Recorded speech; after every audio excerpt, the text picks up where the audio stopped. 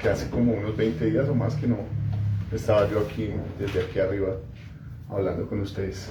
Dios los bendiga a todos, bienvenidos. Les quiero pedir que estemos un minuto más de pie.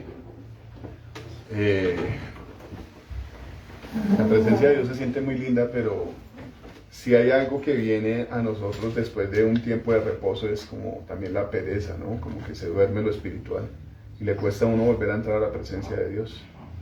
Cuando uno se relaja y lleva bastante tiempo lejos de Dios, comienza a avivarse la carne, ¿no? Entonces, les quiero pedir que estemos orando por estas cosas y también para que Dios nos hable, ¿no? Es muy hermoso alabar a Dios y venir a un culto a la presencia de Dios y sentir la presencia de Dios. Pero no nos podemos ir sin lo que necesitamos, ¿amén? ¿Y quién es el que sabe lo que necesitamos? La Biblia dice que Dios sabe cuál es nuestra necesidad antes de que nosotros abramos nuestra boca y le pidamos, amén. Entonces yo les invito a que estemos orando, le doy la bienvenida a los que están allá en su casita o en sus lugares de trabajo, los que no pueden asistir. Le damos la bienvenida, Dios los bendiga también. Y nos vamos a unir en oración, amén, para que Dios nos hable y para que nos perdone y nos renueve y nos limpie, amén. Aunque eso pasa en la presencia de Dios cuando oramos, cuando lo alabamos, seamos específicos y pidámosle a Dios lo que necesitamos, amén. Él nos quiere dar, la palabra de Dios dice que Él nos quiere bendecir, que tiene planes de bendición para nosotros y no de maldición, amén. Entonces, seamos consecuentes con la palabra, amén. Bueno, precioso Dios, te damos gracias, Señor amado, por este día que nos has permitido orar, papá, pedirte perdón y ponernos a cuentas contigo, Señor amado, y nos has permitido alabarte, Señor amado, engrandecer tu nombre, Señor amado, darte a ti, Señor, lo que te pertenece, Señor amado. Hoy en esta canción donde hablaba que tú eres digno, Señor amado, eres merecedor, Señor amado, de la alabanza, eres merecedor, Señor, de la suprema adoración, Señor amado. Tu palabra dice, Señor amado, por en Apocalipsis, Señor, que tú eres digno de las riquezas, de la gloria, de la alabanza, Señor amado, porque tú fuiste inmolado, Señor amado, para perdonar nuestros pecados, Señor amado. Y Isaías dice que el castigo de nuestra paz fue sobre ti, Señor amado. Tú eres digno, Señor, de que tu pueblo te adore, Señor, de que te alabe, de que exprese con sus labios toda acción de gratitud, Señor amado, toda palabra de gratitud para ti, amado Señor. Hoy te alabamos, Señor, y te bendecimos, Señor amado. Te pedimos perdón, Señor amado, si en este tiempo de vacaciones, de relajamiento, Señor amado, de la carne, Señor, pecamos contra ti, Señor. Límpianos, Señor amado. Límpianos, Señor amado, y haznos aptos, Señor, para entrar a tu presencia, Señor amado. Y toda petición, Señor amado, que haya en tu pueblo, Señor amado, sea remitida a ti, Señor amado. Tu palabra nos invita a orar, Señor, a buscar, a llamar, Señor amado. Y también dice que todo aquel que busca halla, Señor. Todo aquel que pide recibirá, Señor. Y todo aquel que llama se le abrirá, Señor. Hoy levantamos todas estas peticiones delante de tu presencia, papá, en el nombre de Jesús. Y te damos gracias, Señor. Oramos con acción de gracias por todo lo que necesitamos y pedimos en el nombre de Jesús. Tu palabra dice que en esta está nuestra confianza, que si pedimos conforme a los deseos de tu corazón en el nombre de Jesús, recibiremos lo que pedimos, Señor amado. Hoy te pido que envíes tu Espíritu Santo, Señor, y la palabra que tu pueblo necesita, Señor amado, para que andemos, Señor, en rectitud, Señor, en santidad, para que caminemos contigo, Señor, aquí en la tierra, Señor amado, así como lo hicieron tus siervos, Señor, y obtuvieron bendición, obtuvieron el fin que tú tenías para ellos, Señor amado.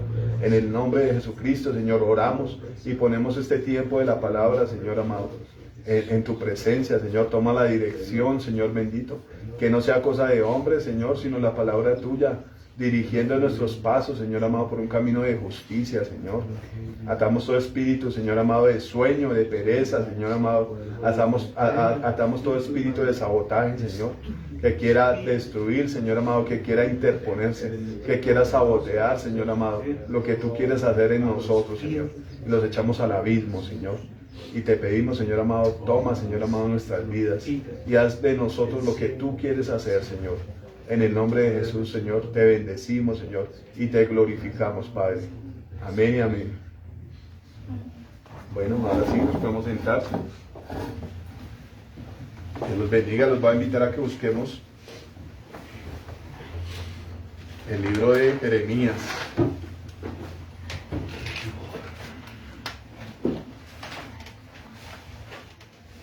Capítulo 17, verso 5. 17.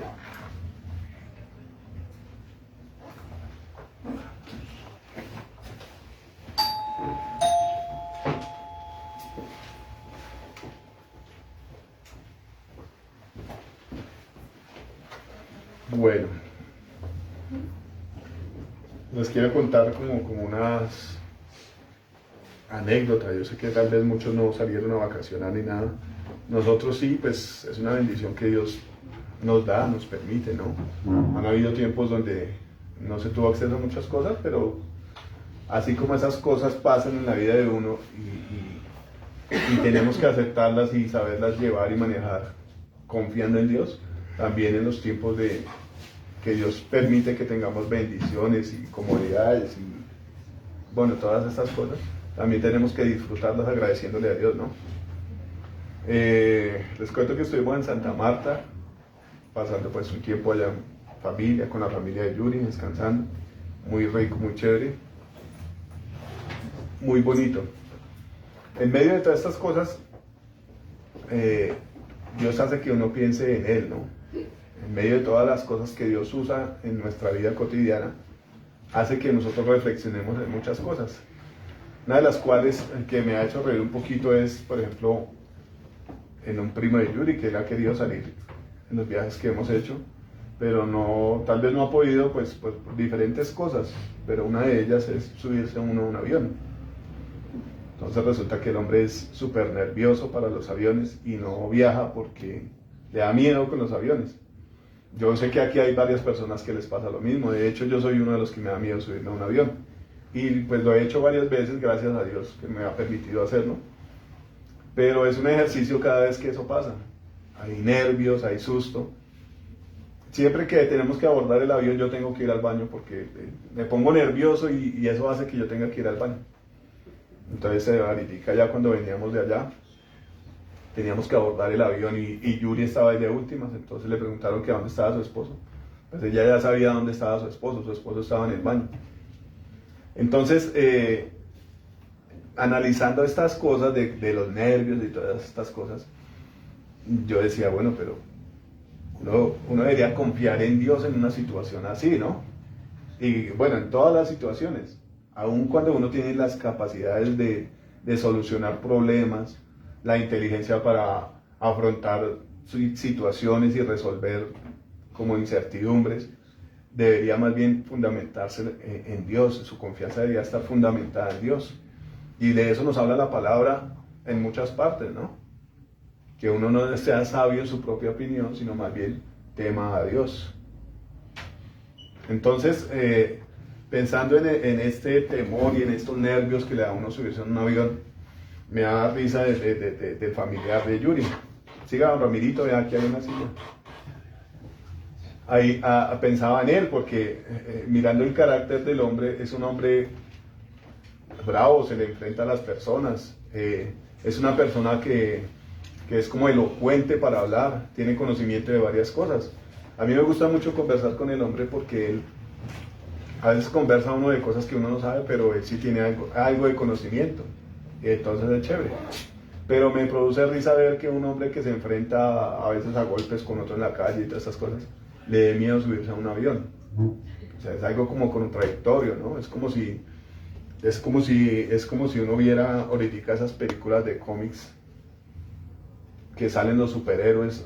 Se ha hablado mucho de Batman, que Batman tiene sus inclinaciones que no son masculinas, no son de un hombre. Es como algo cómico ver que una persona que se muestra fuerte desde los demás tenga debilidades en cosas como esas.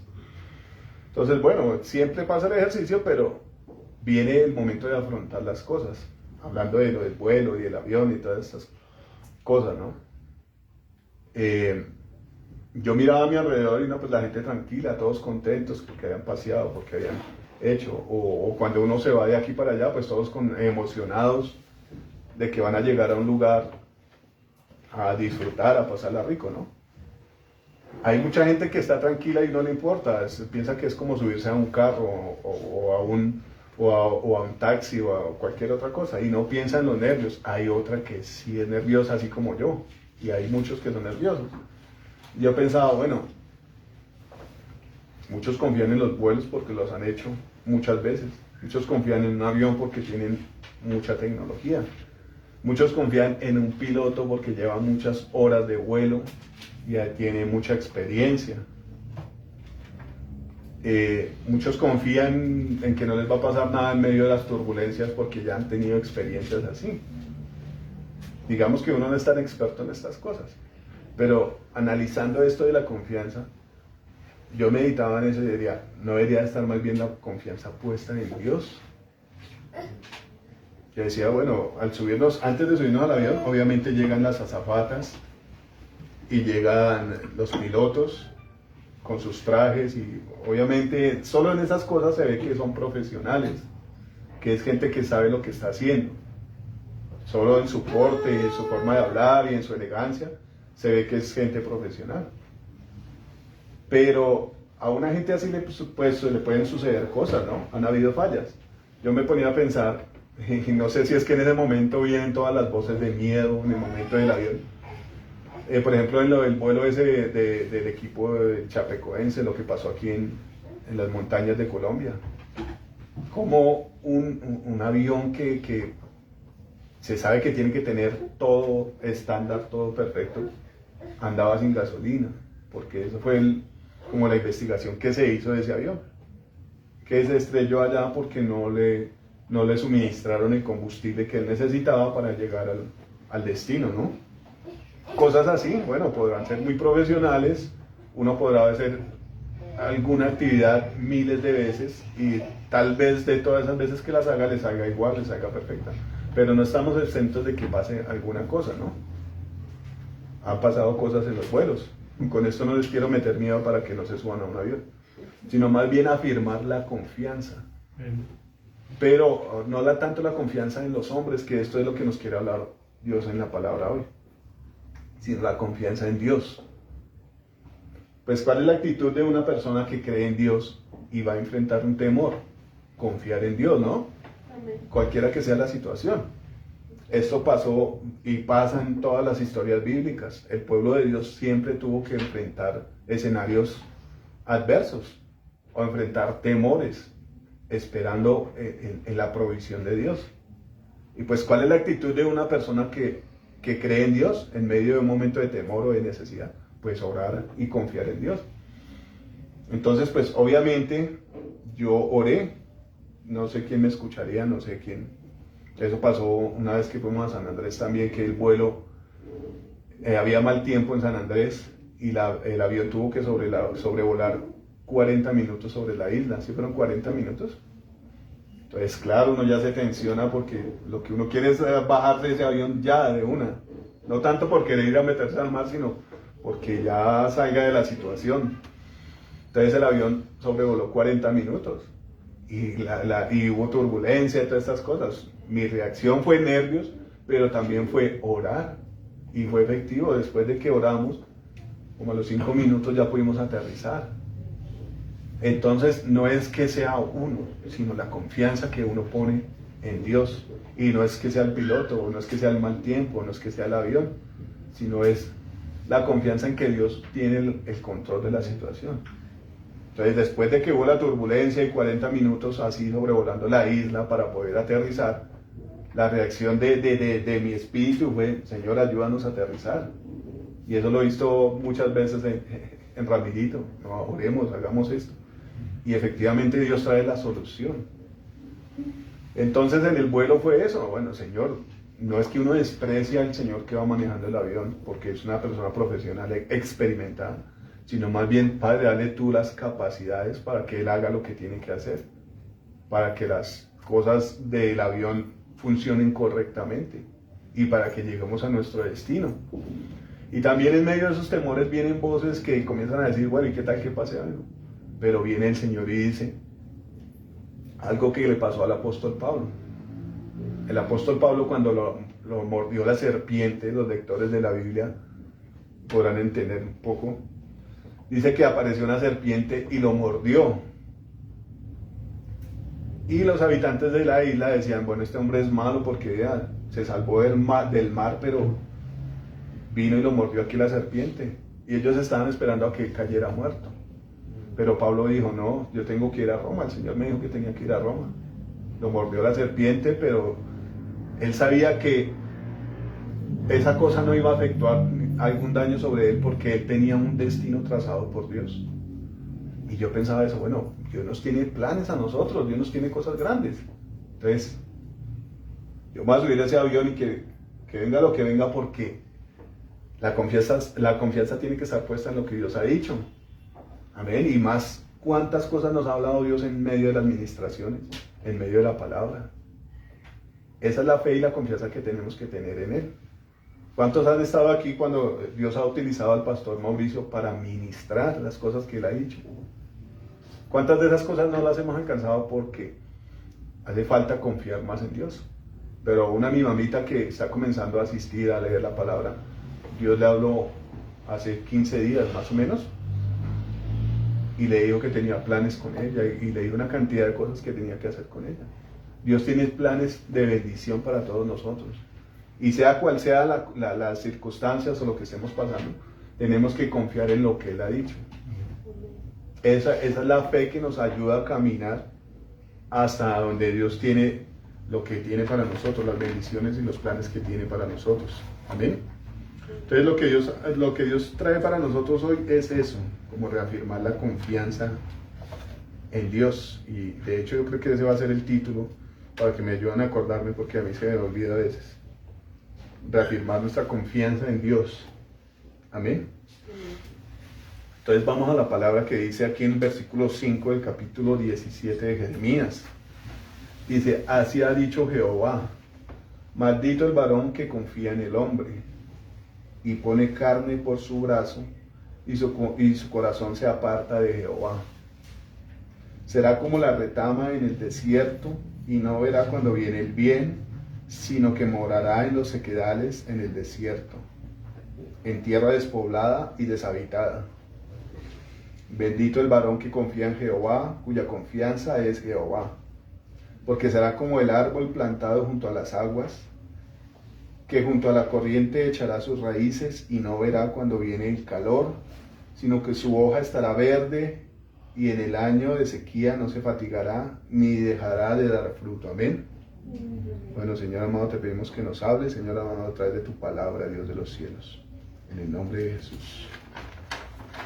Bueno, yo estaba analizando un poco esa palabra, como lo suele hacer un poco el pastor, ¿no? Ya como acomodándola al entendimiento, o como al significado que le damos a algunas palabras, ¿no? Dice aquí al principio de este versículo que maldito el varón que confía en el hombre. Yo analizaba un poco sobre la palabra maldito, que es una palabra bastante fuerte, ¿no?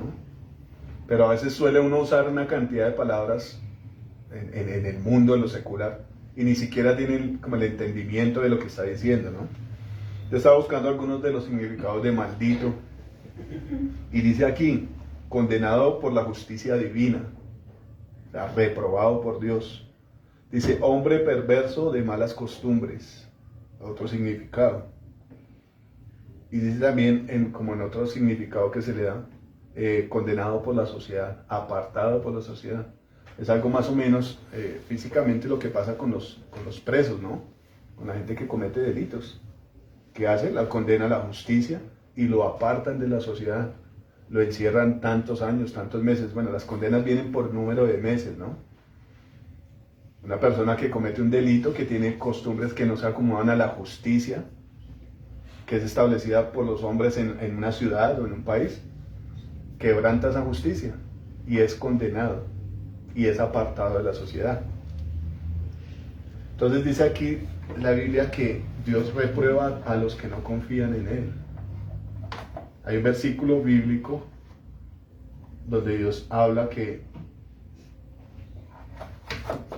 sin fe es imposible agradar a Dios, ¿no? No podemos agradar a Dios y Dios nos reprueba. No nos podemos acercar a Dios si no tenemos confianza en Él. Entonces, ¿qué es eso? Condenación. Es como lo que veníamos hablando. Son palabras que tienen un significado que a veces nosotros pronunciamos esas palabras, pero no sabemos el significado. Entonces, al entender que es reprobado por Dios, todo el que confía en los hombres, entendemos que si nosotros no confiamos en Dios, somos reprobados, ¿no? Entonces dice aquí, maldito el varón, o sea, está condenado por Dios aquel varón que confía en el otro. Analizaba yo un poquito la palabra confianza, que tiene muchas definiciones, ¿no? Y en esas definiciones y en varias predicaciones que hemos visto, el sinónimo de la palabra confianza es fe, ¿no? Confiar en Dios. En lo que a Dios se refiere, la confianza que debemos tener hacia Dios se refleja en la fe, en creer en Él. Y dice aquí que una de las definiciones de la confianza es esperanza. Esperanza no es la señora Esperanza, sino es esperar en Dios. Dice seguridad, fe, familiaridad, llaneza. Es como seguridad en un terreno, ¿no? Como estar firmes. Franqueza, expansión, efusión, comunicación y desahogo. Esta palabra confianza trae muchos de los atributos del Señor Jesucristo, ¿no? Eso de la comunicación continua es orar con Él. El desahogo es poder ir a Él y que Él nos consuele a nosotros. Dice aquí que es franqueza. Una de las cosas más extraordinarias del Señor es que a través de su palabra Él muestra sus planes. Y Él habla de quién es Él. También nos muestra quiénes somos nosotros. La condición de nosotros delante de Él es evidente todo el tiempo. Y tal vez no es evidente delante de los hombres. Pero la Biblia dice que Dios sabe cuáles son nuestros pensamientos. Lo más íntimo de nosotros, Él lo sabe. Entonces Él es franco y dice, bueno, yo soy así, ustedes son así, pero yo quiero volverlos así. O sea, en Dios no hay, a pesar de que la palabra de Dios tenga muchos secretos guardados, los cuales dice la Biblia que Dios los va a revelar y es un privilegio para nosotros. No hay secretos que decepcionen, que sorprendan a las personas. Dios nos sorprende con su bondad y su misericordia. Pero en todo lo que Dios expone a nosotros, no hay nada guardado. Dios expone toda su verdad y toda su franqueza delante de nosotros. ¿Qué dice Dios? Bueno, para el justo hay bendición, pero para el perverso y el malo y para el que se aparta de Dios, pues hay castigo. En eso podemos confiar nosotros en Dios. Confiar también en los planes que Él tiene. A mí me agrada, y de eso he hablado varias veces, de cómo Dios le dice a todos sus profetas y a todos sus siervos lo que va a hacer con ellos. En el caso de Josué, Dios le dijo a Josué, bueno, usted va a repartir la tierra por heredad. Dios vio la fidelidad de Josué y le planteó el plan. A todos sus siervos Dios les hizo lo mismo, a Abraham, a Isaac, a Jacob, a todos los que le sirvieron. Pero cuando uno lee el libro de Josué, al final dice la palabra que todas las palabras que Dios le dijo a Josué se cumplieron. Y ninguna cayó a tierra, todas se cumplieron. En eso podemos tener confianza en Dios, en que los planes que Él tiene para nosotros se ejecutan, se llevan a cabo, se cumplen. Ahora la tarea de nosotros es estar en esos planes. Porque algo muy cierto que Dios hace es, y a mí me quedó un poco claro con lo que hablaba el pastor que día es, que muy seguramente Dios en el plan que Él tiene y llama a cada uno de nosotros para que nosotros entremos en sus planes, Dios lo planteó a muchas otras personas. Y hablaba el pastor Mauricio de esto cuando hablaba de Abraham. Tal vez Dios llamó a muchas personas a mostrarle ese plan tan excelente que tenía con Abraham, con todos nosotros, porque no solo Abraham. Y la palabra dice que muchos son llamados, pero pocos escogidos. Dios llama a muchas personas y les muestra su plan. Y eso hablaba el pastor cuando decía, muy seguramente Dios llamó a muchas personas antes que Abraham.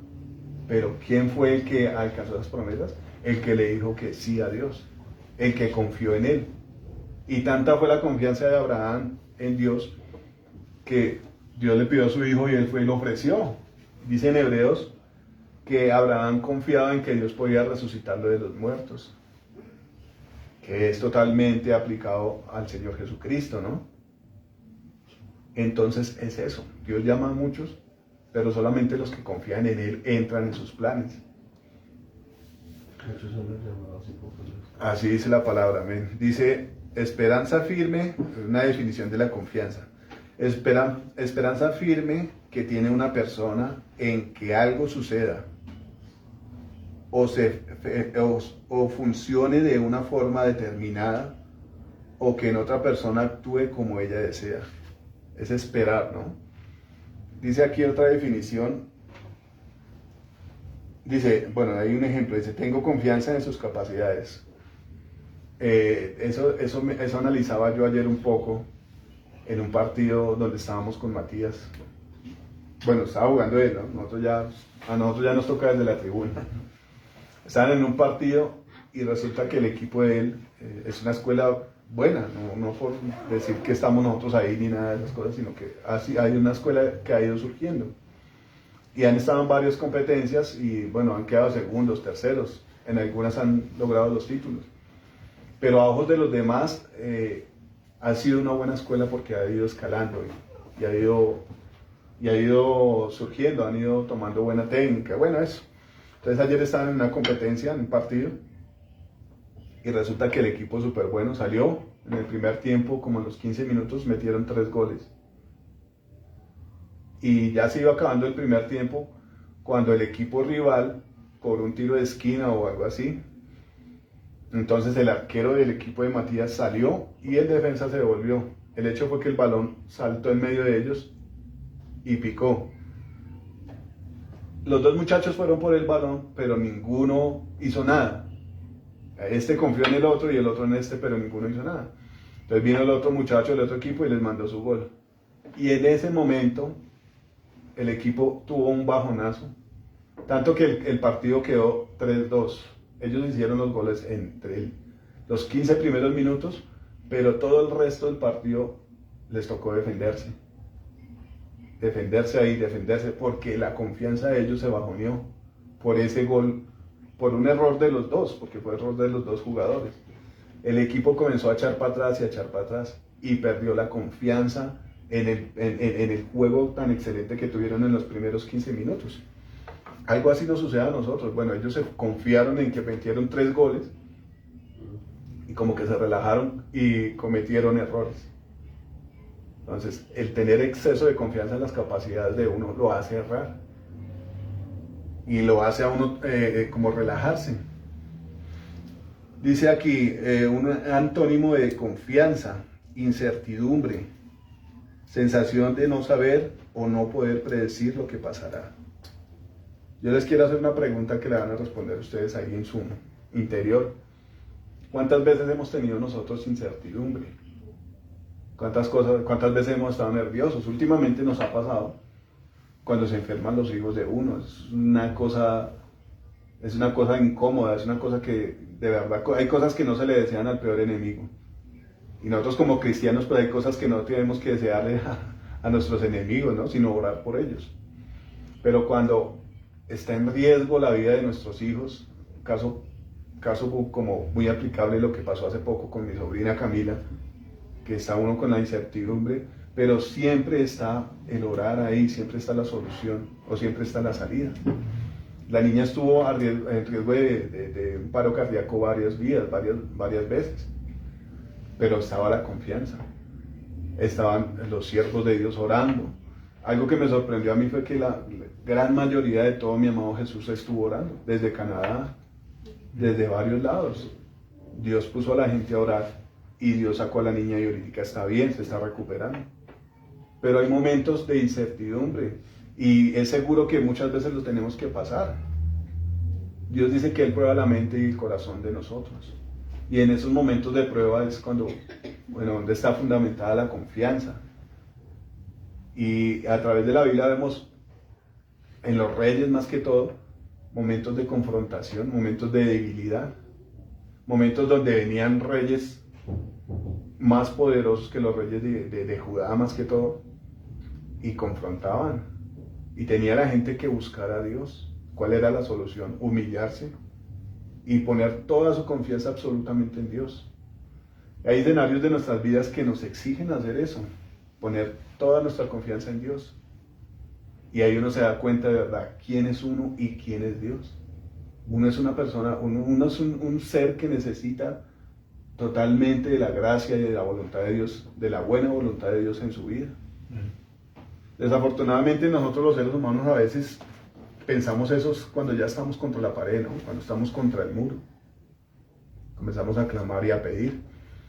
Y leyendo la Biblia, el libro de Jeremías, Dios dice esas cosas. Dice, y me buscaréis y me hallaréis, porque me buscaréis de todo vuestro corazón. El momento de confrontación, de aflicción, hace que clamemos a Dios y que esa confianza se afirme en Dios después de que Dios envía la respuesta. Amén. Aquí leía yo como de un ejemplo de la confianza. Dice que la confianza se afirma o se fortalece después de que uno ya ha tenido experiencias. Después de que usted ha tenido una experiencia con alguna persona o en algún evento, ya sabe si puede confiar o no en esa persona. Entonces, el antagonismo de la confianza es la incertidumbre. Y es totalmente una herramienta que es utilizada para separar a la gente de Dios. Cuando usted comienza a dudar de que Dios está en la situación, de que Dios está ahí, de que Dios tiene la capacidad para resolver su situación, para proveer, es cuando viene el alejarse de Dios, el endurecer su corazón. Algo así le pasó a Israel, ¿no? Cuando salían e iban por el desierto. Y es como una constante en el corazón del ser humano, ver las maravillas de Dios, que eso fue lo que hizo el pueblo de Israel. Después de que Dios los llevó a un sitio y les dio agua, ellos volvieron a tener sed y no había agua. Y comenzaron a renegar contra Dios, a endurecer su corazón contra Dios. Y algo que tenemos que hacer nosotros como iglesia, como hijos de Dios, es mantener firme nuestra confianza. Eso lo habla la palabra. Mantener firme nuestra confianza en la esperanza, que es Dios, la esperanza que es Jesús. Entonces, ¿qué pasó con ellos? Dios les dio agua, los llevó a un lugar donde habían palmeras y había agua. Y cuando la cosa está buena, bien. Yo estaba en San Andrés en las palmeras y en la piscina y súper bien. Pero ya cuando venía la situación de enfrentarlo el viaje de vuelta en el avión, ya comenzaba uno como, ay, no, qué pereza esto, no. Los nervios, todas esas cosas. Pero viene como el aliciente de Dios, la herramienta que Dios usa para volver a afirmarnos en la confianza. ¿Qué hicieron el pueblo de Israel después de que Dios les dio agua y los llevaba por el desierto? Tuvieron otro momento de confrontación.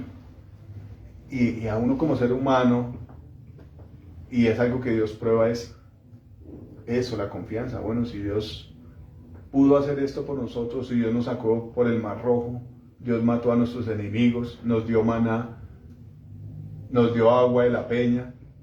Se suele olvidarse esas bendiciones y esa capacidad que Dios tiene para proveer en momentos de angustia.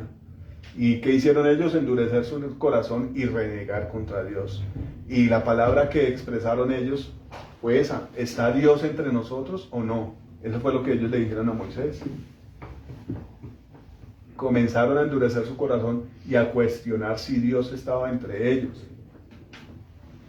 Es algo que suele pasar en una persona que no tiene confianza en Dios. Comenzar a renegar por la situación y a echarle la culpa a Dios y a decir que Dios lo abandonó. Pero Dios es fiel, amén. Porque los llevó hasta la tierra prometida. Al menos llegaron hasta allá, hasta la entrada, ¿no? Bueno, dice aquí, es necesario en todos los ámbitos de la actividad humana. Fundamental en escuelas, trabajos, negocios y relaciones de pareja. Yo quiero preguntar a ustedes, hablando aquí de la confianza, que ya entendemos un poquito de qué se trata, ¿no? Es necesario, aquí como lo dice, es necesario en todo lugar que nosotros tengamos confianza. Yo alguna vez hablaba con mi esposa de cómo hablan las parejas, de los celos, ¿no? Cuando uno suele tener celos, esa incertidumbre, esa desconfianza, de pensar que si usted se va, entonces su pareja ya está con otra, o de que si está con usted y la abrazan, ya está mirando a otro por detrás de la espalda. Y eso trae una mala calidad de vida. Es necesario que nosotros tengamos confianza en lo terrenal, cuando usted lleva a sus hijos al colegio, en su trabajo, en su relación con su pareja. Imagínese usted todo el tiempo con celos, con incertidumbre. No puede usted realizar, ni ser feliz, ni realizar ninguna actividad lejos de su pareja, porque eso trae tormento, porque trae intranquilidad. Es necesario tener confianza. Pero Dios nos dice que maldito es el hombre que confía en el hombre, ¿no? Y en cierta medida tenemos que tener confianza en las personas. Pero a la confianza que debemos tener en las personas no es totalmente referente a lo que habla Dios aquí de la confianza. O sea, no es que no confiemos definitivamente en ninguna persona, sino lo que Dios habla es la confianza que tenemos que tener en Él. Y para eso quiero explicarlo un poquito. Aquí en Jeremías dice él que así ha dicho Jehová, maldito el varón que confía en el hombre y pone carne por su brazo. Yo solía pensar en esta palabra como, bueno, a mí me gusta la carne asada en bistec en todas sus representaciones. Y uno suele pensar que cuando se habla de ese versículo es en morderle el brazo a otra persona, o no sé si es algo como colectivo o qué. Pero cuando Dios habla aquí de la confianza que un hombre pone en el otro, es para salvación. Y quiero explicarlo como de esta manera. Aquí habla de que pone carne por su brazo. Cuando una persona de entre nosotros ha tenido como un resbalón o un accidente, ¿qué es lo primero que hace usted? Quiero como una opinión de qué hace una persona cuando se resbala o cuando se va a ir de frente. No, personal, cuando digamos en el caso de Laurita, si va subiendo la escalera y se tropieza, ¿qué es lo primero que hace? ¿Poner las manos? Exacto, poner su brazo. Cuando usted se va a ofender de alguna persona, ¿qué es lo que hace? Poner sus brazos. Ahora, cuando hay una lucha, ¿qué es lo primero que hace un luchador? Mostrar su fuerza. Eso suele pasar en nosotros los hombres, ¿no? Aquí tengo dos fisicoculturistas en el proyecto que entrenan mucho, van al gimnasio. ¿Cuál es el objetivo que ustedes tienen de ir al gimnasio? Fortalecerse, ¿sí o no? Agarrar un brazo así bien impresionante. Uno mira a los boxeadores, a mí me gustaba mucho mirar boxeo. Son tipos totalmente fuertes. Hay una anécdota por ahí de Mike Tyson. Para Mike Tyson, esa la sabe Alex. Cuando Mike Tyson se iba a enfrentar a otro hombre, que no me acuerdo el nombre, Holyfield, que era una lucha que tenían casada mucho tiempo. ¿Qué es lo que hace un boxeador con el otro? Pues darse trompadas, ¿no? ¿Quién gana ahí? Digamos que en esos casos gana el más fuerte, pero también se aplica mucha inteligencia, porque no podemos usar solo la fuerza, solo fuerza bruta y nada de inteligencia, ¿no? Entonces en ese caso, el hombre Holyfield creo que perdió varias peleas con Tyson, ¿no? No le ganó las dos, le ganó. Bueno, pero antes había como una discordia casada ahí por pelear. Era porque Holyfield era creyente y Mike Tyson se volvió musulmán, exacto.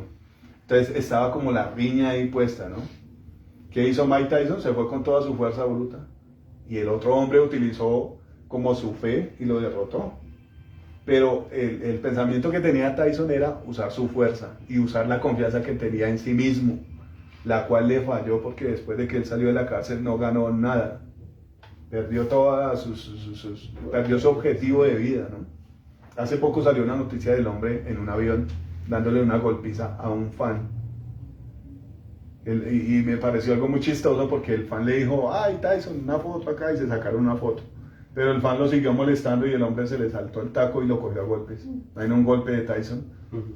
Entonces, ¿qué es eso? El brazo, lo que demuestra uno como hombre, primero es el brazo, así, su fuerza, su capacidad. Eso, cuando estaban en el pesaje y eso, Tyson le mostró los brazos y el bíceps, y le dijo, hey Holyfield, Muhammad is power.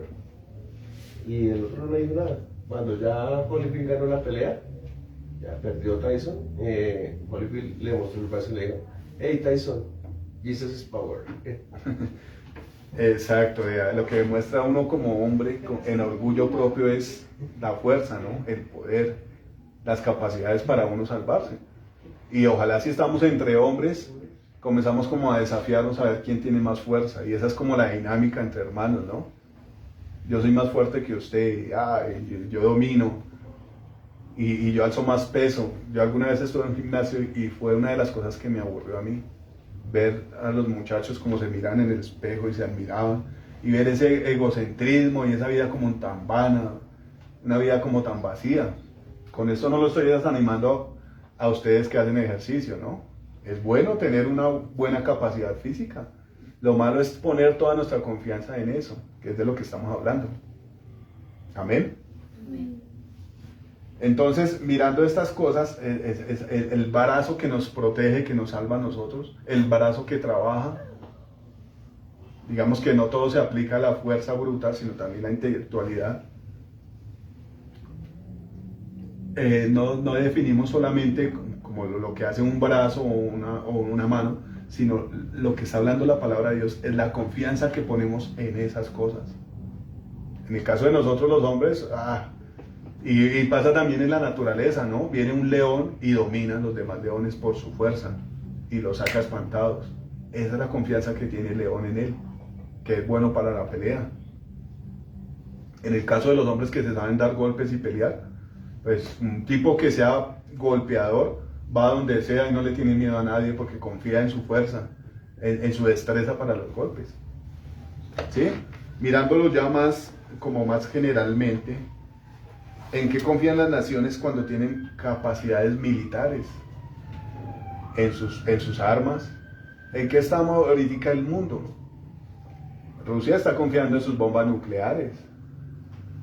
Y mucha gente se esconde detrás de Estados Unidos porque es uno de los que puede enfrentarlo. Esa es la confianza de los seres humanos. En su brazo, en su capacidad para salvarse a sí mismos. Pero ahora yo quiero mirar de lo que habla el Señor en esta palabra.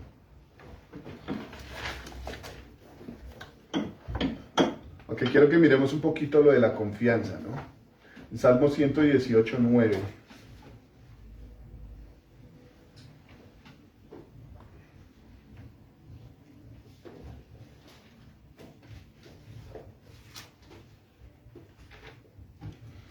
Dice, mejor es confiar en Jehová que confiar en príncipes.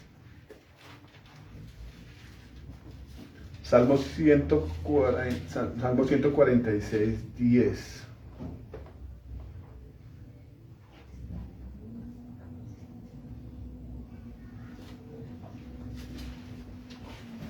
Dice el Salmo 146, 10, reinará Jehová para siempre.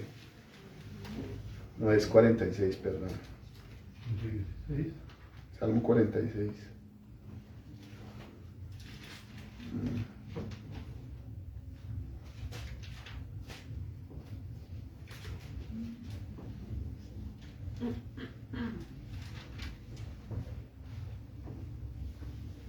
Estad quietos y conoced que yo soy Dios. Seré exaltado entre las naciones, enaltecido seré en la tierra. Bueno, se me perdió el versículo realmente como es. Bueno, lo que hablamos es la confianza que uno tiene en sí mismo. Cuando comenzamos a hablar del versículo, yo pensaba eso, bueno, y mucha gente suele pensar eso sin entendimiento, ¿no? Que pone carne por brazo. Lo que Dios dice es que hay muchos, o más bien está hablando de la maldición de aquel que confía en la carne. Cuando está confiando en la carne, dice que maldito el hombre que confía en el hombre. Maldito el hombre que confía en que otro hombre lo va a salvar. Dice que pone carne por su brazo. Está hablando de que ponemos la confianza en la carne. Pero yo quiero que miremos cómo se representa a Dios a través de esta palabra que dice, cuando nombra el brazo. Amén. Está reemplazando, dice a Dios que dice la palabra que Dios se enfurece con aquel que reemplaza la carne por el brazo. Dice Deuteronomio 7:19.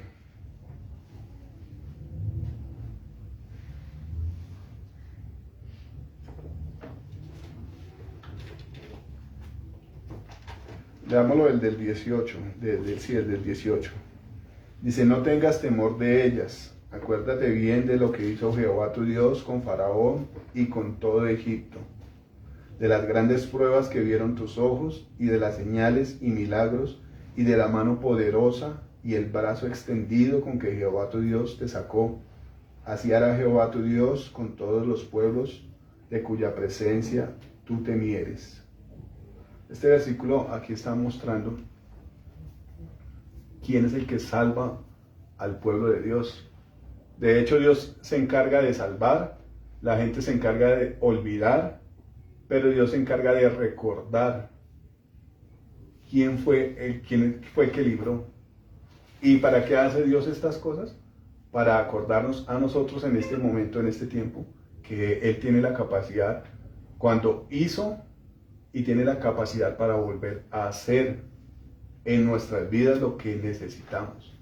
Bien. Pero las cosas que Dios hace y usa, siempre prima la intervención de Él. Aquí Dios le está hablando a Moisés y le dice que cuando Él sacó, bueno, a toda la gente, a todo el pueblo, que cuando Él sacó a su pueblo de Egipto, lo hizo con su mano extendida y con su brazo poderoso. Ese es el brazo del que habla Jeremías, el que Dios le habla a Jeremías. ¿Quién es el que resuelve los problemas suyos en su vida? Si uno se lo permite, Dios lo resuelve. Pero cuando uno toma el asunto en sus manos y lo resuelve con sus capacidades físicas, con sus capacidades intelectuales, cuando uno deja a Dios fuera del asunto y acude a las personas, está poniendo su carne por brazo. Está quitando el brazo de Dios, que es el brazo que pelea por nosotros, y está poniendo la confianza o en las otras personas que nos pueden ayudar o en nosotros mismos. Y la palabra de Dios dice que no seamos sabios en nuestra propia opinión, sino que temamos a Dios. Cuando yo saco a Dios del asunto, estoy haciendo lo que dice ahí el versículo. Estoy quitando la confianza en la diestra de Dios, que es Jesucristo, y la estoy poniendo en mí mismo. Y es algo de lo que Dios quiere que nosotros huyamos, que nosotros pongamos la confianza en Dios. Entonces yo decía, este asunto es bien delicado, porque hay muchas cosas que uno trata de resolver en su día sin consultar a Dios. Y esa decisión que yo tomo me hace maldito delante de Dios. El versículo dice, maldito todo aquel que confía en el hombre y pone carne por brazo. Reemplaza a Dios por sus capacidades humanas o por lo que le pueda brindar otra persona. Bueno, terrible. Digamos que estudiando un poco del significado sobre la palabra maldito, ya entendemos que es condenado por la justicia de Dios, por la justicia divina. Pero ya que Dios le diga a uno maldito directamente, cuando uno se desprende de la confianza en Dios, ya es algo muy delicado. ¿Y eso qué hace? Que la persona se aparte de Dios y también comienza a proferir maldiciones. Una persona que no confía en Dios comienza a proferir juicios. Decía un significado como más extenso, el cual no lo describí acá, que cuando uno maldice está desaprobando a la gente. Es una desaprobación. Entonces no es necesario de que usted diga una grosería, pero con que desapruebe a alguien, ya lo está maldiciendo. Porque qué tal si Dios coge a esa persona que uno desaprueba y la hace mejor que uno, o la quita y lo quita a uno y lo pone en el puesto de esa persona que uno desaprueba. Entonces son cosas que tienen una importancia bien profunda. Cuando uno desecha la ayuda de Dios, la instrucción de Dios, se hace maldito. Amén. Dice, busquemos otro que dice aquí, a ver si aquí en Deuteronomio 11:2, hablando del brazo de Dios.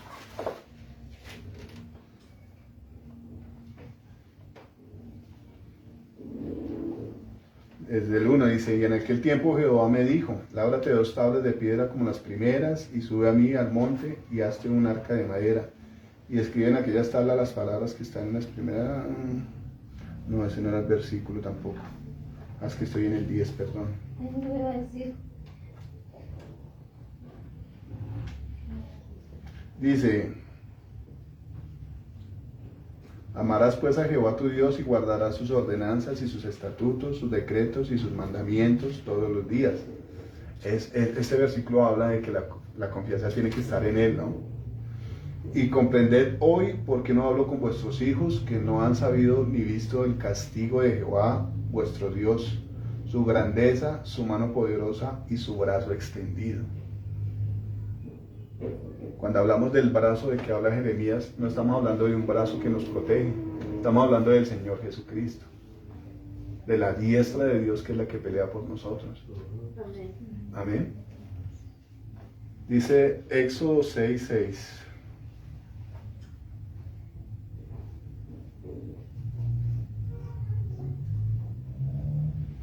Por tanto dirás a los hijos de Israel, yo soy Jehová, y yo os sacaré debajo de las tareas pesadas de Egipto, y os libraré de su servidumbre, y os redimiré con brazo extendido y con juicios grandes.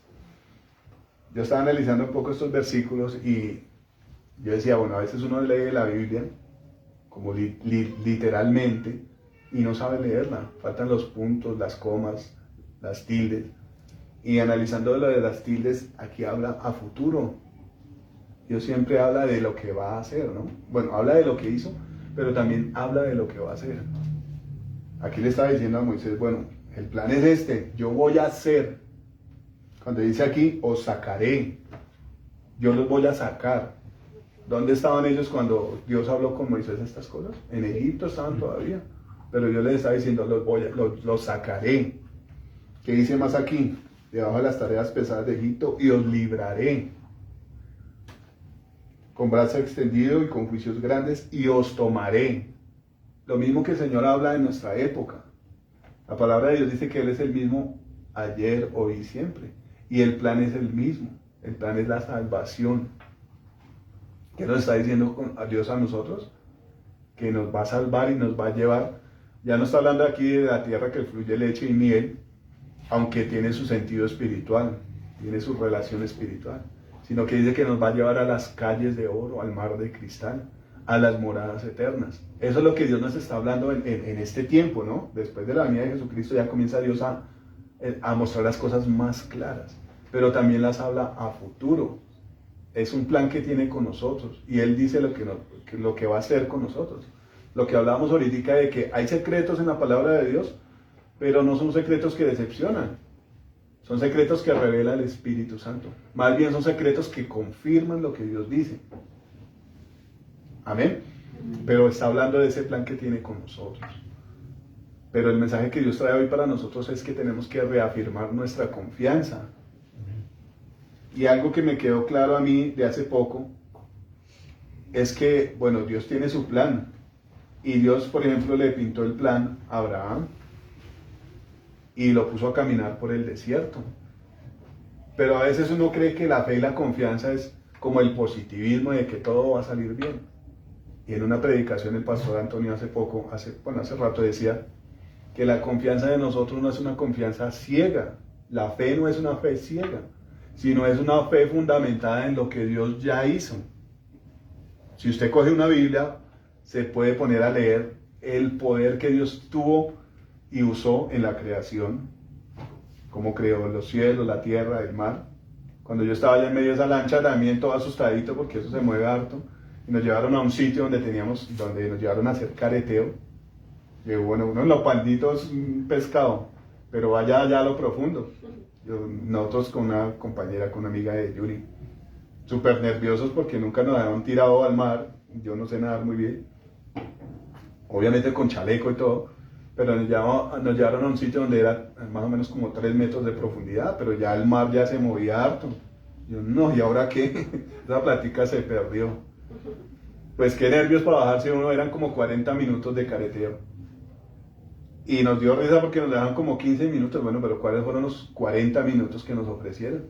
Pues duramos 15 minutos, como 20 minutos bajándonos de la lancha por el miedo. Y se pone uno a mirar, yo me ponía a meditar, la cantidad de agua. Nosotros estamos ahí en un pedacito de playa y esa cantidad de agua tan impresionante. Y la Biblia dice, yo soy el que hizo los cielos y la tierra y el mar. Y hoy leía un poco repasando que Dios le puso término al mar. Como término le puso la arena y le dijo, de aquí no se me mueve usted. Pero también dice Dios, bueno, pueden haber vientos y olas grandes, pero eso no va a ser todo el tiempo. Le puso término al mar. Digo, ¿cómo desconoce uno quién es Dios? La capacidad que Dios tiene. Si Dios dice Dios que si Él cuida de las aves, de nosotros también va a cuidar. Y la capacidad que uno desconoce de que Dios tiene, que lo va a bendecir, que lo va a guardar de cualquier situación que suceda, ¿no? Él dice aquí, y la Biblia habla de sus maravillas, ¿no? Él muestra a través de la palabra toda la capacidad y el poder. Pero una cosa que me quebrantó a mí es más que el poder que tiene, es el amor que tiene. Y estos días yo meditaba en esas cosas. Y yo decía, hay gente que le hace la vida a uno imposible. Pero ese también es una creación de Dios igual que yo. A ese también Dios lo ama. Al que hace daño, Dios lo ama y quiere que se salve. Y fue algo que me quebrantó mucho. Nosotros solemos tenerle miedo al ladrón, al asesino, al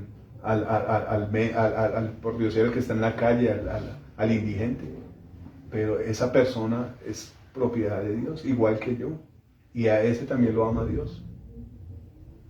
Y eso me quebrantó muchísimo. Entonces Dios muestra a través de su palabra no solamente su poder, sino también la capacidad de amar a las personas.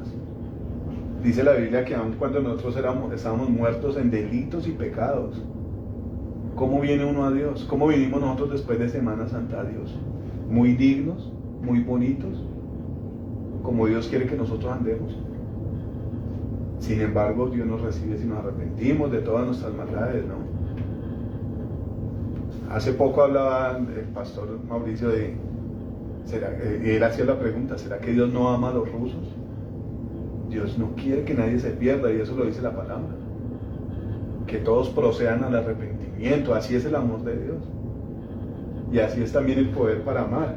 Entonces, cuando nosotros entendemos a través de la Biblia, a través de lo que Dios enseña, que perder la confianza en ese Dios que tiene la capacidad de crear una tierra y un cielo nuevo, porque eso es lo que va a hacer también.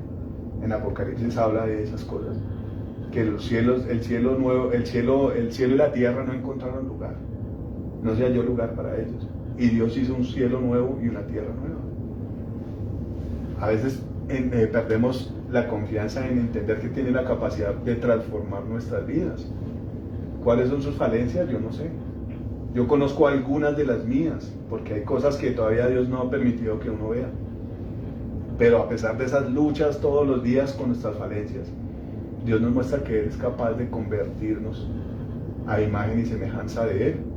Que la creación caída, Dios la convierte a imagen y semejanza de Él. Eso fue lo que Dios vino a hacer, el Señor Jesús vino a hacer, ¿no? Dice que Él renueva nuestro entendimiento, nos da un corazón nuevo para que le amemos. Perdemos la confianza, nos alejamos de Él. Ese es el peligro, y esa es una de las cosas por las cuales Dios se desagrada de las personas que confían en las demás personas. ¿Es necesaria la confianza? Volvemos a hablar. ¿Qué tal un matrimonio sin confianza? ¿Qué tal un negocio sin confianza? Si usted es una persona negociante y no siente la tranquilidad de que su platica la va a invertir en algo que funcione, no hace el negocio, ¿cierto? Y si es una constante en su vida, entonces no va a ser un hombre de negocios o una mujer de negocios, porque no va a tener confianza. Pero más allá de lo secular y de lo natural, Dios nos pide que tengamos confianza en Él. ¿Qué pasó en el avión? Yo cerré los ojos y dije, Señor, toma el control de estas cosas y echa fuera todo miedo, que los pilotos y ellos, tú les des las capacidades de hacer las cosas que tienen que hacer. Podrá tener muchos vuelos y todas las cosas, pero yo confío en Dios. Y cerré los ojos y me dormí. Ya cuando me desperté ya íbamos en el aire. Y lo mismo en el aterrizaje. Bueno, son cosas que lo asustan a uno, que lo ponen en vilo, en nervios. Hay cosas obviamente más supremas. Alguno dirá, bueno, pues tan cobarde ¿no? El punto al que va uno es la confianza totalmente en Dios. Alguna vez hablábamos con Yuri sobre la situación que pasa, ¿no? Digamos que a muchas personas les da miedo morirse, que por el COVID, que de pronto un accidente. que de pronto sale a la calle y lo roban. Y ella misma me dijo, bueno, pero ¿cuál es el temor? Si uno está bien con Dios, ¿cuál debería ser el temor? Si yo estoy confiado en que si me pasa algo en este día, en este momento, el Señor me va a salvar. Si usted está bien con Dios, pues se va a ir con Dios. Más bien, si uno no tiene la confianza puesta en Dios, viene la incertidumbre de la que estábamos hablando al principio. Ay, ¿ahora qué voy a hacer? No puedo trabajar. ¿Ahora con qué voy a pagar? ¿Ahora qué voy a hacer? Y eso es esclavitud. La Biblia dice que aquel que duda de las cosas es esclavo. Y ser un esclavo, estar en esclavitud es vivir en pecado, en angustia, en temor todo el tiempo. Pero si usted conoce a Dios, dice la Biblia que conoce a su Dios se esforzará. Hay que tener un esfuerzo en los momentos donde tenemos que tener nuestra confianza en Dios, ponerla en Él. ¿Cuál es el esfuerzo? Bueno, Señor, yo no puedo hacer nada, me voy aquí a pagar y a minimizar para que tú hagas. Ese es el esfuerzo, no hacer nada. Y la Biblia dice ahí, estén quietos y van a conocer que yo soy Dios. Amén. Hay varios versículos que hablan sobre el brazo del Señor. Y yo meditaba esta mañana, bueno, dice Dios que Él sacó a Israel del medio de Egipto con brazo extendido. Y venía a mi pensamiento, no sé si sea de Dios, ¿cómo nos salvó el Señor Jesús a nosotros? Con los brazos extendidos. Así nos salvó el Señor a nosotros. Yo decía, uy, Señor, es que de verdad a Dios no se le escapa nada, ni una tilde dice la palabra. Así nos salvó Dios a nosotros con sus brazos extendidos. Amén.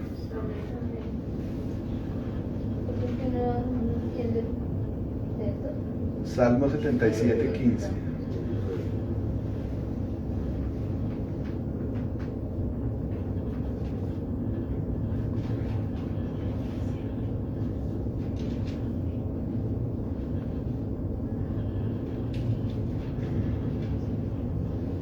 Salmo 55. 77:15.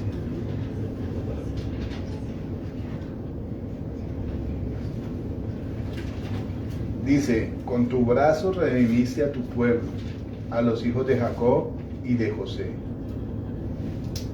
Está confirmando una vez más, el Señor es el que hace las cosas posibles, ¿no? El Señor es el que rescata.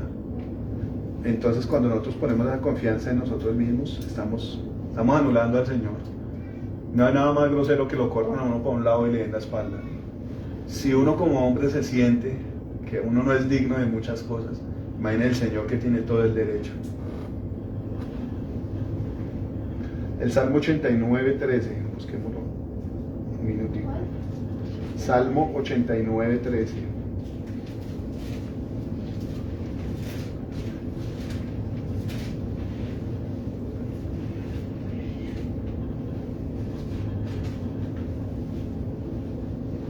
Dice, tuyo es el brazo potente, fuerte es tu mano, exaltada tu diestra. Esas son las actitudes y los adjetivos del Señor Jesucristo. Pues cuando estamos hablando del brazo, no es el brazo nuestro. Por eso Dios se molesta tanto cuando lo hacemos a Él como cualquier cosa y confiamos en todo lo que está alrededor nuestro, ¿no?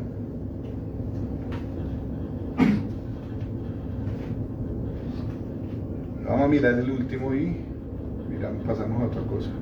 Dice Lucas 1:51.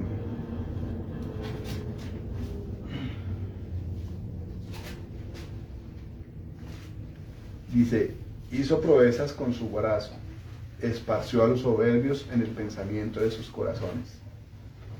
Bueno, aquí habla de las proezas que Dios hizo, ¿no? Y están plasmadas en la palabra. ¿Cuántas cosas hizo Dios? Yo meditaba un poquito sobre esas cosas.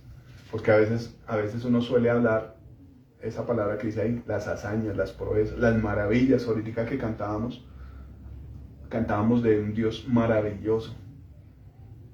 Maravilloso, bueno, maravilloso uno podrá decir, ay, se vistió maravillosamente. Pero lo que Dios hace es algo extraordinario, ¿no? Algo sobrenatural. Y hay varias partes de la Biblia donde comienzan a narrar las maravillas de Dios. Entonces comencemos desde el principio, siendo redundantes. Maravillas de Dios no son el cielo y la tierra. Cómo trabaja la tierra todos los días en su forma natural. Allá es de día, aquí de noche. ¿Quién hace todas esas cosas, no? ¿Quién saca vida del mar, por ejemplo? No, yo me ponía a ver cuando fuimos a San Andrés unos cangrejitos así como transparentes. Y yo, bueno, mira, ¿dónde salen todas estas maravillas, todas estas cosas, no? Cómo el sol sale todos los días puntualmente por su lado. El ciclo del agua. El hecho, estos días meditaba el hecho de una mujer poder concebir en su vientre y traer vida por una relación donde hay dos cositas que no alcanza uno a ver con los ojos. Cómo Dios hace todas esas cosas. Y uno suele pasarse los días, los años y no piensa en esas cosas tan maravillosas. La capacidad que Dios tiene para darle vida a una persona. La capacidad que tiene el cuerpo para regenerarse él mismo, ¿no?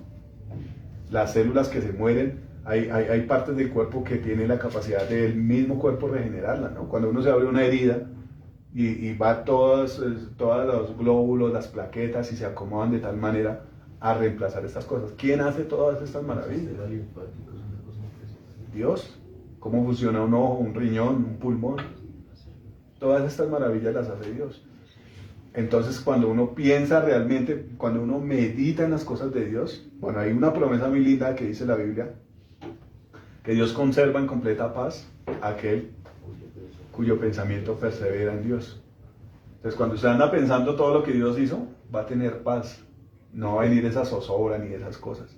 Y va a estar confiado en que, bueno, si Dios le hizo sus dos ojitos y llega a perder uno, Él tiene el poder para hacerle otro ojito nuevo, ¿no? Tiene la capacidad. Y más que eso, tiene el deseo de hacerlo. Es algo muy hermoso de parte de Dios, es eso, ¿no? A que dice la Biblia que a pesar de que nosotros seamos infieles, Él permanece fiel. No puede negarse a sí mismo. Él quiere bendecirnos a nosotros. Pero como hablaba en términos de abogado del pastor Mauricio, hay cláusulas. Hay cosas que nosotros tenemos que cumplir. Y una de las primeras en la vida cristiana es eso, confiar en Dios. Confiar. El Señor Jesús dijo, en el mundo tendréis aflicciones, pero confiad, yo he vencido al mundo. Entonces no es un secreto que para una persona que se acerque a Dios van a venir pruebas. Y si la Biblia dice que Dios prueba la mente y el corazón, es porque Dios quiere, por medio de esa prueba, aprobarnos. Desafortunadamente a veces quedamos ahí. Yo meditaba hoy cuando sonaba esa canción de que Dios es santo, santo, santo. ¿Por qué no nos podemos acercar a Dios? Porque no estamos en el estado óptimo. La Biblia dice que sin santidad nadie verá a Dios. Y Dios es santo en su vida terrenal, en su vida, en su alma y en su espíritu. Y a veces Dios nos reta con ciertas situaciones, digamos en la carne, que es donde más cometemos pecado, ¿no? Y no avanzamos en esas cosas. O sea, para llegar a Dios, la carne tiene que morir, es una de las condiciones. El alma tiene que ser sujeta bajo el espíritu. Ese nivel de santidad nos lleva a ver a Dios, como dice la palabra, sin santidad nadie verá a Dios. Es necesario un nivel de santidad muy alto para ver a Dios. Sin embargo, Dios es fiel y viene y nos visita. En el momento de la alabanza estaba muy hermosa la presencia de Dios. Pero Dios quiere llevarnos más allá. Y para llegar a un nivel de santidad, cuando tenemos luchas con la carne, ¿qué es necesario que prevalezca fuertemente en nosotros? La confianza en Dios, lo que Él dijo, lo que Él va a hacer en nosotros. Yo le pregunto a usted, bueno, hay una imagen en Facebook que es como muy explícita, es hasta un dibujo animado. Dice, muestra esta imagen al Señor Jesús con un oso grande, que ella me lo recordó Yuri. Y le está pidiendo a la niña un osito pequeñito que ella tiene, pero ese osito es todo para ella. Entonces ella no se lo da al Señor porque piensa que se va a quedar sin nada. Y el Señor tiene un oso como de 1,5 metros ahí detrás para dárselo. Es como muy aplicable a nuestra vida. ¿Por qué nosotros no le damos a Dios lo que Él nos pide? ¿Qué es lo que pasa con una persona que sigue a Cristo? ¿Cómo la ve la sociedad? ¿Como una persona aburrida? ¿Como una persona poco interesante? como una persona que no tiene gusto por las cosas, no tiene placer por la vida. Y el temor a veces en nosotros de que la sociedad nos rechace, nos repruebe, nos condene, porque ya no pertenecemos a ella, es ese temor de quedarnos sin nada. Pero Dios nos dice hoy que confiemos en Él y que le entreguemos todo a Él. Uno de los temores más grandes es eso, sentir que uno ya no es nada para nadie. Que bueno, y allá los solteros, ay, los chinos ya son cristianos, ya no les gusta el mundo, ya no les gusta ir a bailar, ya no les gusta la cresta y los aretes, entonces ya no van a ser atractivos para las mujeres. Esa es la confianza de la carne. Y muchas de esas cosas son el temor. Ya no van a tener, ya nadie me va a llamar, nadie me va a escribir, ya nadie me va a decir, ay, tan bonita que está. Esa es la confianza de la carne, ¿no? Y esas capacidades, que mi belleza física es la que me abre puertas.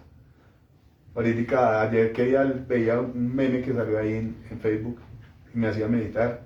Salían también como unos dibujitos animados y salía una muñequita bonita, la pintaban. Decía ella, yo de un hombre busco que sea intelectual, que tenga dinero y que me ponga a vivir como una reina. Entonces el hombre como en otra fotico decía, ¿y usted qué brinda? Y salía la muñequita ya sin ropa. Eso es lo que el mundo nos ofrece a nosotros. Tal vez ella piensa que por sus capacidades, otra gente piensa que por su intelecto, otra gente piensa que por su dinero o su fama va a tener fortalezas, va a ser reconocido, se le van a abrir puertas, va a tener méritos, pero para con Dios no es así. La Biblia dice que para lo que para los hombres es sublime, Dios lo tiene por inmundicia, por cosa poco agradable. Pero cuando nosotros quitamos la confianza de lo terrenal y lo sometemos a Dios, es cuando vamos a tener las puertas abiertas, pero para con Dios. Es cuando vamos a conocer a Dios. Yo les pregunto a ustedes una cosa. Obviamente cuando uno llega a Dios, llega ignorando muchas cosas. Pero cuando uno siente el perdón de Dios, ¿no se le amplía el panorama de quién es Dios? Del corazón de Dios tan hermoso que es. De que cuando yo le fallé, Él me recibió y me perdonó.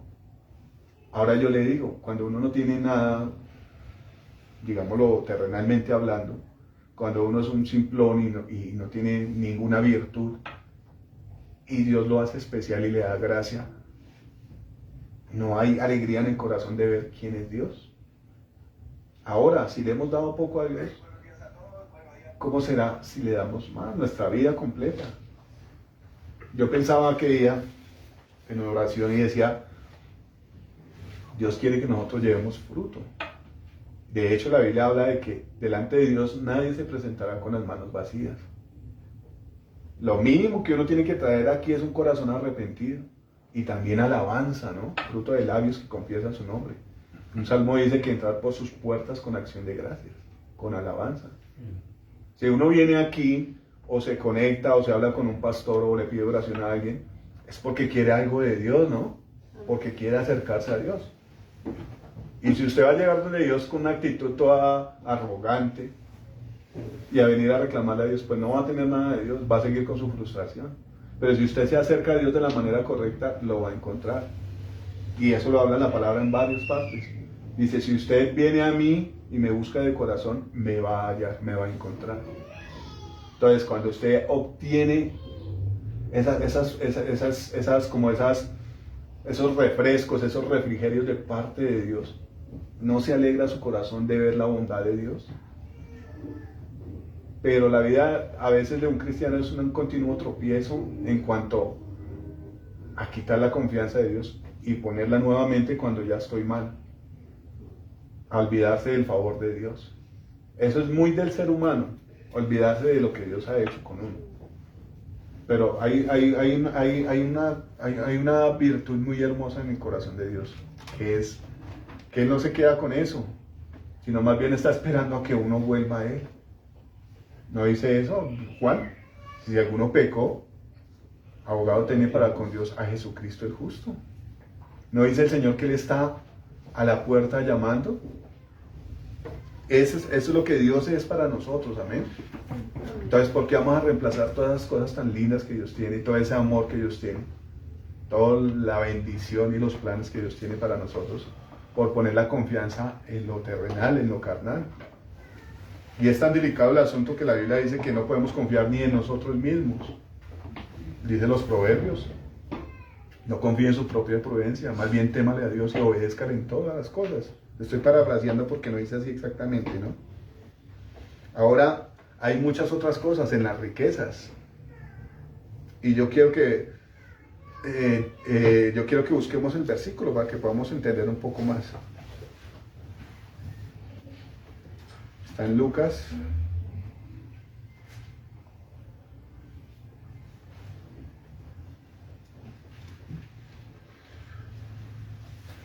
Lucas 6:17, Lucas 12:19.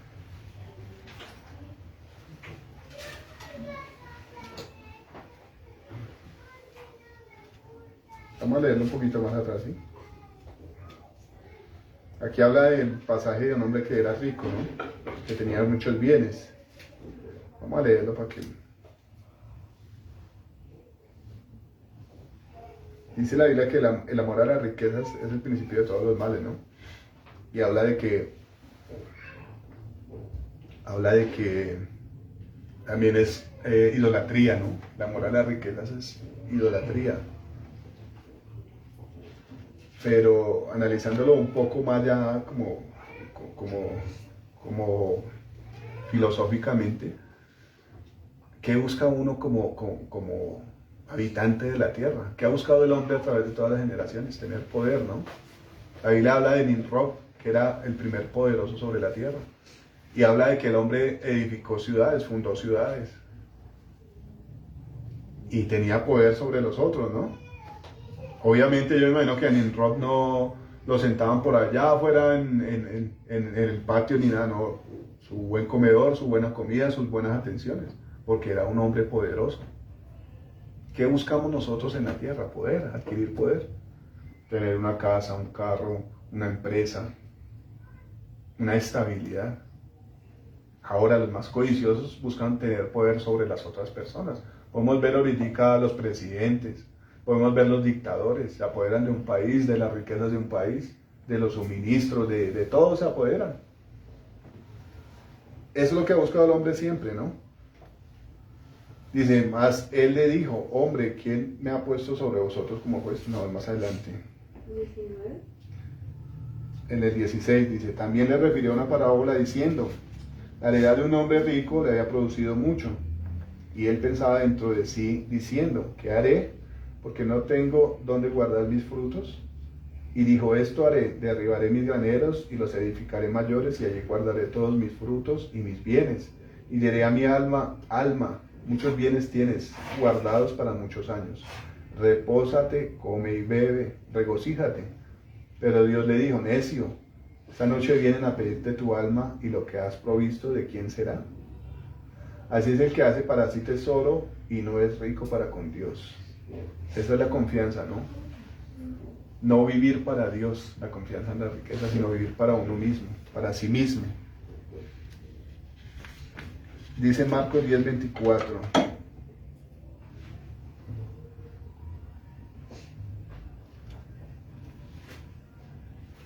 Esta es otra parábola muy famosa, ¿no? Del joven rico.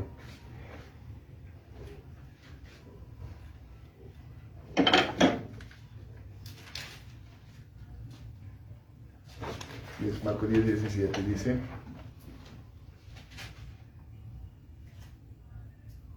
Se me perdió el versículo.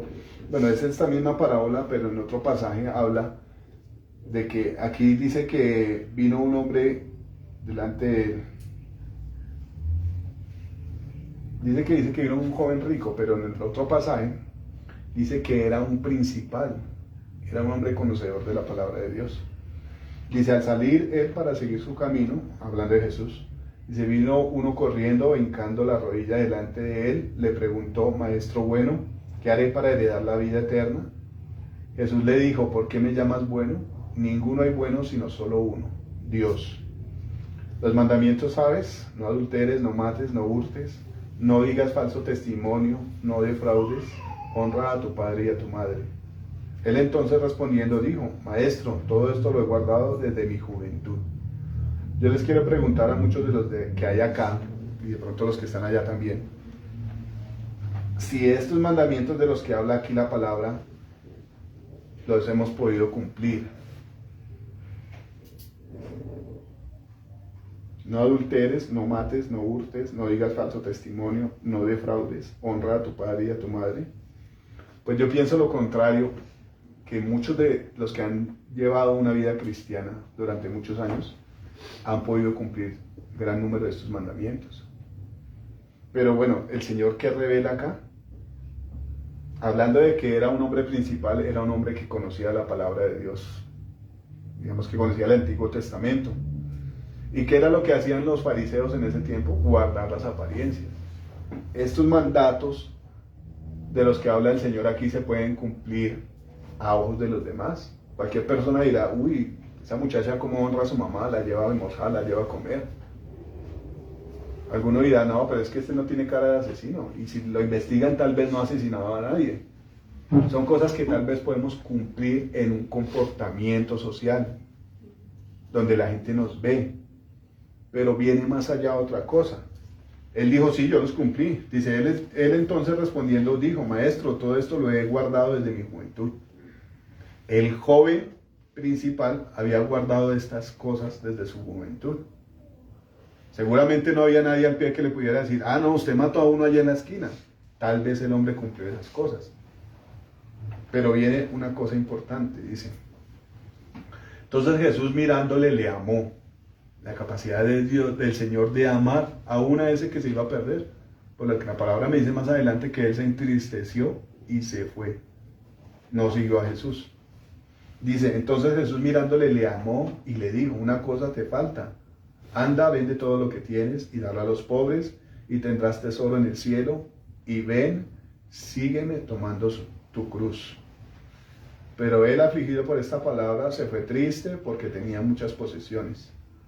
Yo he analizado un poco sobre estas cosas. A veces cuando se habla de, por ejemplo, lo que dice el Señor, de que en el mundo tendréis aflicción, mucha gente, uy, aflicción, no, pero es que si uno se acerca a Dios, ¿por qué tiene que sufrir?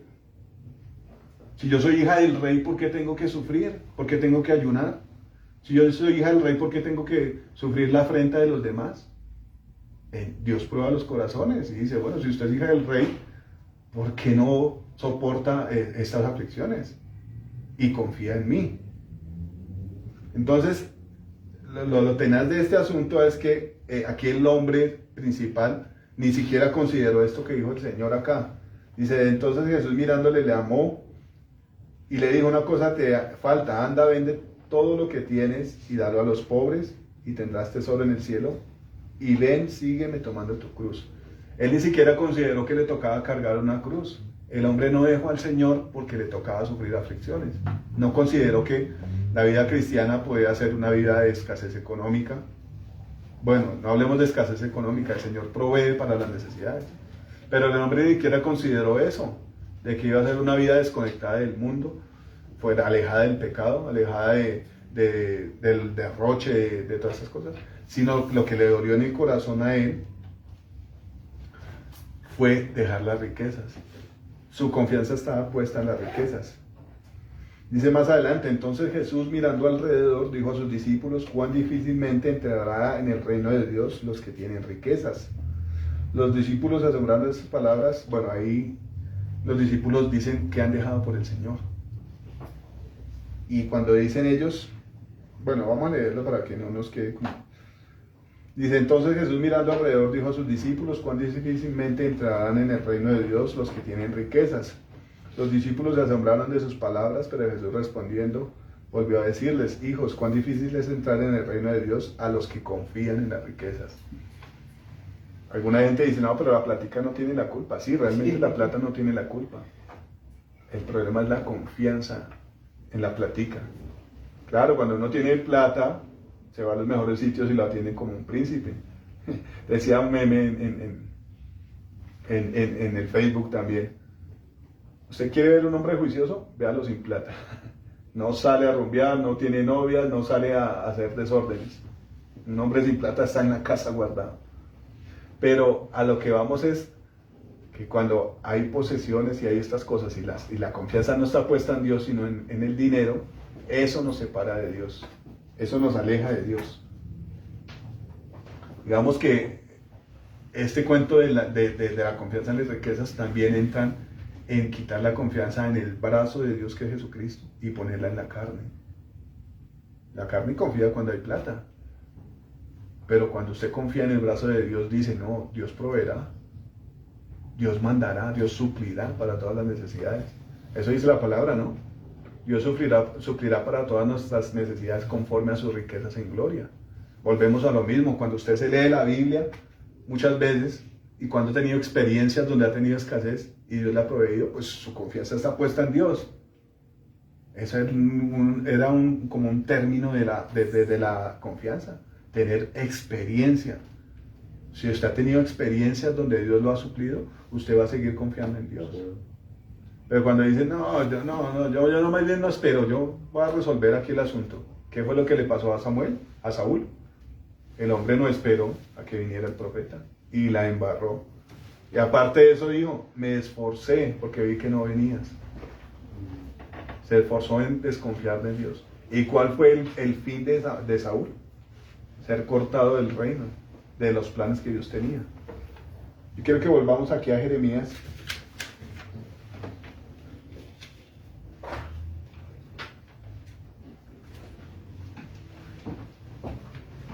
Mm. 17:5. Dice, y su corazón se aparta de Jehová, como la segunda parte del versículo. Eso es cuando uno quita la confianza en Dios. El corazón se endurece y se aparta de Dios. ¿Cuántos han tenido la experiencia de que en alguna situación han resbalado, han hecho lo que no le agrada a Dios y el corazón se endurece para humillarse delante de Dios? La Biblia habla del endurecimiento del pecado. El pecado endurece el corazón. El pecado de no confiar en Dios endurece el corazón y nos aparta de Dios. Un caso claro fue ese, es de Saúl. El hombre no confió en la palabra, no obedeció la palabra de Dios, no mató al rey, perdonó lo mejor del ganado, desobedeció totalmente a Dios y Dios lo desechó. Dice aquí, describiendo cómo es la vida de una persona que no confía en Dios y que se aparta de Dios. En el versículo 6, será como la retama en el desierto, y no verá cuando viene el bien, sino que morará en los sequedales en el desierto, en tierra despoblada y deshabitada. Pues yo estaba investigando un poquito sobre la retama. La retama es una mata que se levanta en el desierto, y es un arbolito como un chusque, con hartos palitos así, pero poquitas ramas. Esa es la sequedad que tiene una retama. Pues en el desierto, ¿qué va a obtener si no hay agua? Si no hay nutrientes que puedan alimentarla. Esa es la naturaleza que toma una planta de estas. Cuando fuimos allá a La Guajira, había un plan que era ir hasta el Cabo de la Vela. Entonces nos decían, allá es peligroso, tienen que ir con acompañamiento. Entonces bueno, fuimos con la policía, iban todos motorizados y ellos iban delante del bus. ¿Por qué? Porque los guajiros, los indios, se paraban detrás de esos arbolitos como sequitos y ponían a los niños con una cuerdita a parar el bus o los carros. Varias personas me han dicho eso. Entonces cuando la gente para y si se baja del carro, perdió. Decía el pastor Mauricio. Los atracan. Los indios están detrás de esos arbolitos con machetes a atracar a la gente. Yo decía, estos manes cómo se esconden detrás de un arbolito de esos, que eso se ve todo. Pues la gente que iba en el bus los veía. Entonces, y los tipos que manejaban el bus ya sabían eso, no le paraban era a nadie. Y veía uno en ese desierto esas maticas, pero y no son matas juntas, es una matica aquí y la otra por allá.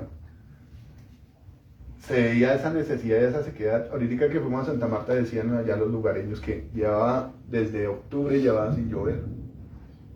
Decía, esta gente cómo vive sin agua tanto tiempo. Y uno miraba esas montañas y esas matas secas. Y aplicándole la palabra, claro, cuando uno está sin Dios vive en angustia, vive una vida muy sin gracia, sin alegría. Estas cosas pasan cuando uno quita la confianza de Dios. Dice que será como la retama en el desierto y no verá uno cuando viene el bien. Hace poco, cuando estuvo el pastor, vino una señora, bueno, un muchacho, a consultarle a él sobre la vida de la mamá. Y él le narraba la vida de la mamá, que era una mujer que había sufrido mucho. Una mujer que estaba sufriendo de brujería y una cantidad de cosas. Y yo digo, bueno, Señor, sí, claro que bien puede tener uno apartado de Dios. Y el Señor lo dice en su palabra, ¿no? Apartados de Él nada podemos hacer. Pero analizaba yo la vida de esta mujer que hablaba de que le hacían brujería, que amanecía rasguñada, golpeada, que se le caían las cosas. Yo, uy, Señor, bueno, es semejante hasta que dice la Biblia. ¿Cuándo va a ver el bien una persona que está separada de Dios? Y puede ser gente que tenga sus comodidades y sus capacidades financieras, pero tienen problemas terribles. Hace poco escuché la historia de una señora que tiene buenos negocios, su cuestión económica, y el papá sufrió un accidente cardiovascular, la hija tuvo un choque bien comprometedor y está delicada. Hay gente que tiene, aparentemente en esta tierra lo han alcanzado, de pronto no todo, pero gran mayoría de lo que pretende, pero tienen problemas terribles, problemas difíciles. Dice la Biblia que no ven cuando les viene el bien, porque no confían en Dios. Dice, sino que morarán los sequedales en el desierto. Hay una característica de una persona, de uno, cuando necesita a Dios. Y esa la hace ver el rey David cuando dice, en lugares secos y áridos yo buscaba de ti. Hay una canción de Paul Wilbur que me gusta mucho, que cuando estábamos allá en Santa Marta, había un muchacho que tenía su bafle y entonces comenzamos a molestar a Yuri que cuál canción le pido y el man ponía sus rancheras y su reggaetón y todas estas cosas. Entonces Yuri le dijo, no, a mí no me gusta esa música. Entonces yo le dije, sí, póngame esta. Y dice el nombre de la canción, mejor que la vida es tu amor. Entonces comienza el hombre a cantar que Dios, tú eres mi Dios, de mañana yo te busco, en lugares secos y áridos donde no hay agua. Mi alma tiene sed de ti. Cuando uno tiene necesidad de Dios, es así. El rey David lo expresaba así, como el siervo clama por las aguas, mi alma tiene sed de ti. Y cuando uno está lejos de Dios y Dios lo llama, es como si abrieran la llave y saliera ese chorro. Es la necesidad del alma que uno tiene de Dios. Dice aquí que son lugares secos. Yo cuando estuve allá, me metí un ratico al mar, la sal le quemó unos los labios. Y el desespero era por salir y bañarme y quitarme toda esa sal, quitarme todo ese sabor.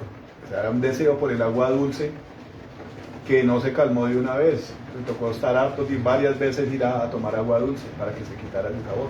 Imagínese un cuerpo deshidratado, una persona que esté dependiendo de un vaso de agua. Imagínese usted el rico allá en el infierno quemándose y pidiéndole a Abraham que le mandara a Lázaro con la punta del dedo, con una gota de agua. Es una vida totalmente desagradable estar apartado de Dios. Pero ahora viene como la parte interesante, ¿no? Dice, bendito el varón que confía en Jehová y cuya confianza es Jehová. Uno de los significados de bendito es santo, es ser bienaventurado. ¿Qué es ser bienaventurado? Tener doble bendición, decía el pastor. Dice ser feliz, totalmente contrario. ¿A quién no le gusta ser feliz? ¿A quién le gusta que le diga que sea amargado o que no puede disfrutar sus bendiciones que Dios le da? La Biblia habla de que una de las mejores cosas que el hombre puede hacer con el fruto de su trabajo es comer bien y vestirse bien. Eso trae felicidad.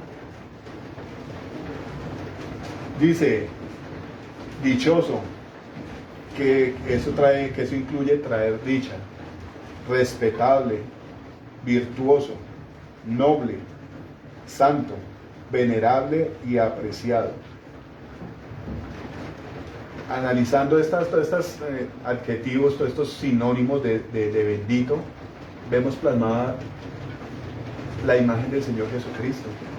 Vemos plasmado el que posee todas estas características y el que confió en Dios a pesar de todas sus adversidades. Yo me ponía a pensar lo que dice un salmo cuando describe la escena donde el Señor Jesucristo narraba todo lo que estaba sufriendo. Estaba rodeado de toros de Basán, los perros lo estaban acechando, lo despreció su pueblo, todo lo que enmarcó la crucifixión de Jesucristo. ¿Y cuál fue la palabra del Señor? Pero yo confío en ti y sé que me vas a sacar a un lugar espacioso. Y también hablaba en futuro. Entonces lo que Dios quiere es que nosotros fortalezcamos esa confianza. Pero esa confianza se fortalece en lo que han venido hablando los pastores todo este tiempo, en tener una relación y conocer, en tener experiencias con Dios. Yo me preguntaba la vida de Pablo, después de que el Señor se le apareció y el Señor le dijo, usted me va a ser instrumento escogido para llevar mi palabra a los gentiles y usted va a saber qué es sufrir por causa de mi nombre. Nosotros vimos la película aquí y hubo una escena donde narraban, él estaba enfrente de un romano y el romano lo miraba y leía que Pablo era así encorvado. Él le decía, yo sé que usted ha sufrido muchas lesiones. Pues claro, con toda esa mano de azotes, él le decía, porque un hombre que ha sufrido tantos azotes no puede estar erguido, sino por causa de las lesiones está así encorvado. Entonces la palabra decía, cuando Pablo comienza a narrar, que había sufrido naufragios, que había sufrido azotes, que había sido azotado como 3 veces, ¿sabes? O 4 veces, por los de su propia nación. Y él decía, con todo y por todo, se gozaba en Dios, confiaba en Dios. Ahora, no solo Pablo, sino Pedro. Una de las cosas que Dios hacía con sus siervos era también mostrarle cómo iban a morir. Pedro le dice, bueno, ya mi tiempo se cumplió, yo ya me voy con el Señor. Y el Señor le dijo, bueno, cuando usted era joven se vestía y se iba cuando él fuera, pero cuando sea viejo, otro lo va a ceñir y lo va a llevar donde usted no quiere ir. Y dice la Biblia que a él le estaba dando a entender de qué muerte iba a morir. Pedro sabía que iba a morir crucificado, Pablo sabía que iba a morir decapitado, pero la confianza en Dios hacía que todos sus temores se fueran. Obviamente yo me imagino que al momento de venir la espada y estar mirando la espada así, tuvo que haber dolido, pero la confianza estaba en el Señor. Amén. Entonces,